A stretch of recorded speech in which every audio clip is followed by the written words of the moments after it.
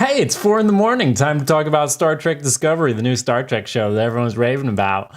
I just watched episode 5 and I have things to say, so that's why we're doing this. But first, I gotta say about the show in general. Last time we talked, which was in the full episode with me and Jim, which you can view here on the channel, I was kind of complaining that the show didn't have a crew. I was like, Star Trek should really have a crew, you know? This is the thing that's their strength, you know, all these characters bouncing off each other. And Jim was like, there may be a reason that there's no crew. This is gonna be spoilers, by the way, up until episode 5 of Star Trek Discovery. I gotta say, the first couple episodes, I didn't like them as much as the rest. The rest I've actually really liked. And I think it's because they do like the filmic stuff to such a level in the first couple episodes that they get away from the stuff that's good about TV. Oh, it looks like a film for sure, but it also feels like a film. It doesn't have a dynamic cast like a good TV show does. The crew is exactly what they've been spending their time on, and it's great. The Klingon stuff, I haven't been loving as much, honestly. I'm not super excited about it. It reminds me a lot of some like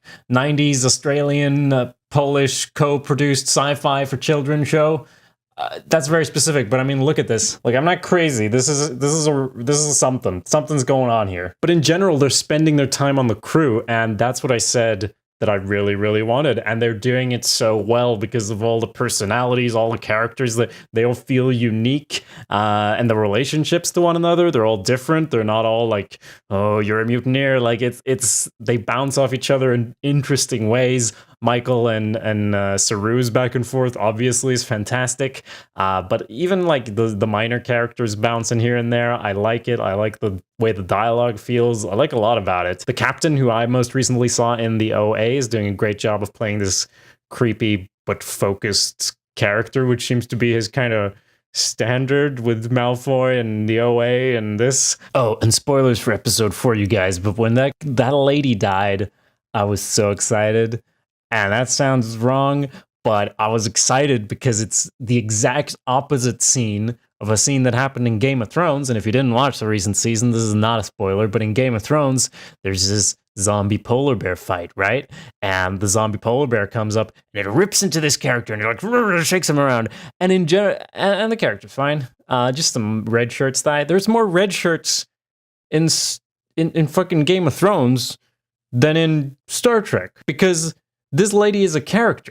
She's gotten, like, she hasn't had a huge amount of screen time, but she's got, like, equivalent to the other ones.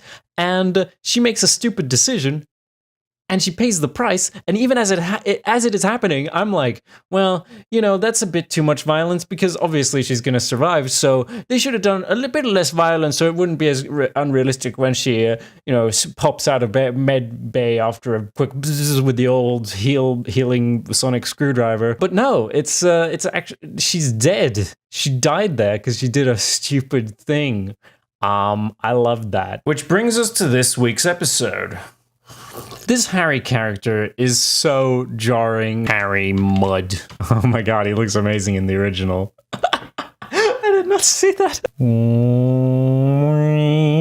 Rainn Wilson cannot hide his stupid sitcom face behind that beard. He comes in like a Shakespeare character, all, I doff my cap to thee, Captain. Oh, does that make me the captain? Or does that make you the captain? And all the other characters are just like, what the fuck is going on? I'm not putting the whole blame on him. In fact, this whole babyface goody two-shoes with the Klingon sugar mama is just as bad, if not worse. The whole prison story didn't make a lot of sense to me. Some people complained about the captain leaving Mudd there. At that point, I was just like, well, whatever's gonna happen in the storyline's gonna happen, man. This episode feels so different. I wonder why. Then I went to the internet, unfortunately, and I'm not gonna tell you what I found, but I found that there are theories. If you follow this channel, you know how I feel about theories. I don't hate them, but I hate when they're used to make things bad. This is how it worked in Westworld. In the first, and no spoilers, but in the first bits, there were lots of confusing stuff that didn't make any sense. And then in the end, there's a reveal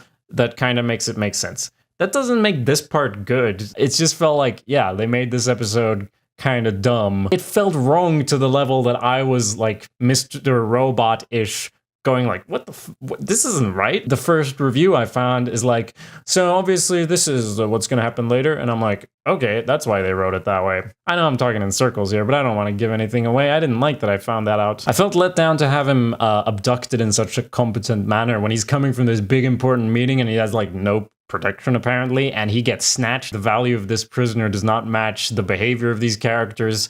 Obviously the people in the cell, the whole choose your pain thing is like, feels pretty convoluted, and they didn't really do anything with it. It's just who's gonna point to who, but then in the end they just leave Mudd there anyway to die, to be tortured. The thing he didn't want to do to his crew, he murdered his crew, which is like boo-hoo. He murdered his crew so the Klingons wouldn't torture them. But he leaves Mudd there to get tortured. People are behaving the way the plot needs them to. So I was praising it for being different from Game of Thrones. Now I'm saying this. I did like the other storyline here with the science going on and the injections and the monster they got rid of, the tartar fish. Her interactions with Saru again are really great. So I don't want to underplay how much I've liked Star Trek so far, the first 4 episodes in particular, and this one not feeling it as much. What about you? Did you feel differently? Was it the best episode of the season? If it is, you're crazy. I'm hoping we should have a full Star Trek discussion with Jim coming out soon. I guess when the season's over, probably. But please do also check in for our Stranger Things coverage coming soon, and subscribe to the podcast on iTunes, of course. Most importantly, leave your comments and subscribe to this channel and awesomepedia.org, my other channel. That's not a channel. It's just called Awesomepedia. These recordings are getting later and later. There's nothing in here. It's just... I'm just great at miming. Sorry, guys. I gotta go watch the original show right now, obviously.